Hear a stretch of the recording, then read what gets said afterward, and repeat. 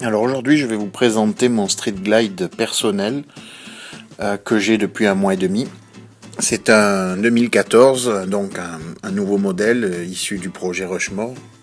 Alors, à la base, dans les coloris 2014, il n'y avait pas vraiment une couleur qui me faisait craquer. Beaucoup de problèmes de disponibilité. Alors, il y avait un modèle d'expo chez Massilia dans ce gris clair qui ne me plaisait pas du tout. Alors, ils avaient équipé la moto d'un stage 1 avec un super trap 2 en 1 et un filtre Force Winder. Donc j'aime pas du tout le 2 en 1 sur un touring, je trouve que vu de derrière ça lui donne un petit côté borgne. J'aime bien quand même qu'il y ait un silencieux derrière chaque valise.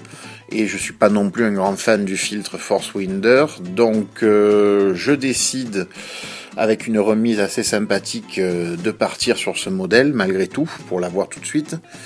Et on décide donc avec le responsable des ventes de le démonter complètement. De façon à pouvoir réaliser une peinture perso qui me convient.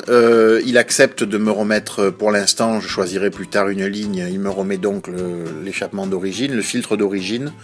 Je conserve malgré tout la cartographie Screaming Eagle qui a été faite, qui me permet même avec l'échappement d'origine d'avoir un petit plus, notamment au niveau des valves et tout. Et donc la moto est complètement démontée.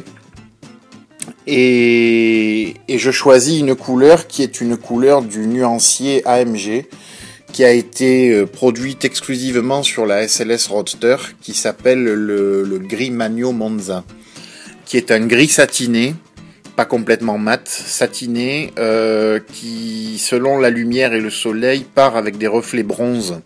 C'est une peinture qu'on voit jamais deux fois de la même manière. De nuit, c'est un gris foncé. Au soleil, elle a des reflets vraiment cuivrés.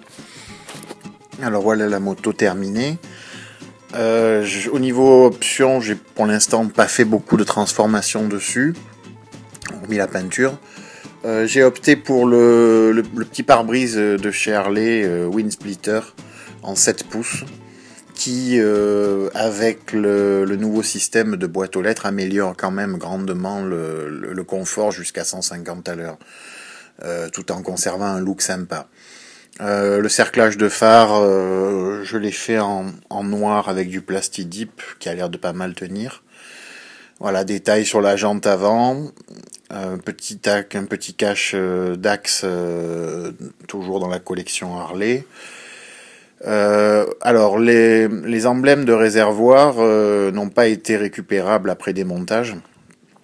Donc plutôt que de commander les mêmes, j'ai profité pour commander les modèles du CVO 2014, que je trouve personnellement très réussi. Les modèles du CVO Breakout 2014, qui sont en plus assez rares, pas facile de se les procurer. Voilà, donc les sacoches, très pratiques sur ce nouveau modèle, qui s'ouvre vraiment d'une main, ça fait partie des belles améliorations. La capacité, paraît-il, a été légèrement augmentée, ils disent 10%. J'avais l'ancien, j'ai pas vraiment vu de différence. Bon, peut-être qu'ils y sont, mais peut-être un peu plus large, mais ça, c'est pas vraiment grand chose. On en a profité aussi pour démonter l'intérieur du tableau de bord. C'est quand même une pièce qu'on a toute la journée sous les yeux. Le plastique est pas spécialement très beau, donc on l'a fait faire en noir laqué. Ça apporte un petit côté un peu plus précieux et un peu plus classieux à la machine. Voilà la nouvelle boombox. Qui est quand même pas mal amélioré au niveau du son par rapport à l'ancienne. Voilà donc la radio, les nouveaux compteurs qui s'éclairent de nuit, uniquement de nuit contrairement aux autres. Il y a une petite dans le compte autour, il y a un petit capteur de lumière et il ne s'éclaire que la nuit.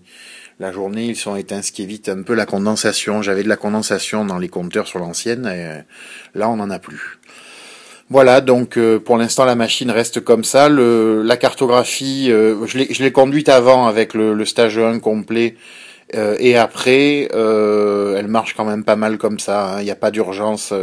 Quand j'aurai trouvé un filtre à air qui me convient, ainsi que des pots, je les changerai.